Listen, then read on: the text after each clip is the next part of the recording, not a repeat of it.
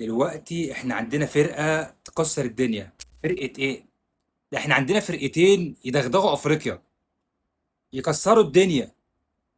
بس تيجي بقى عندك حارس ما يعلم به الا ربنا.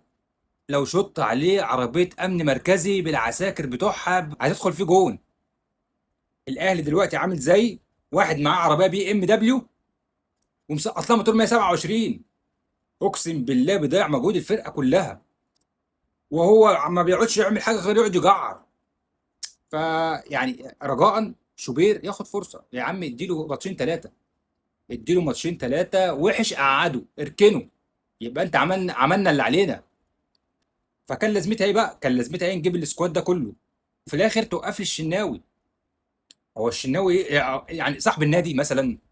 ما هو يقعد احتياطي يا عم زي اي لاعب. يا عم ابو تريكه كان بيقعد احتياطي، ما كانش بيتكلم. فرجاء شوبير ياخد فرصه، يعني جربه. ممكن يطلع حلو وممكن يطلع وحش، بس كلنا شفناه ان هو حلو مش وحش.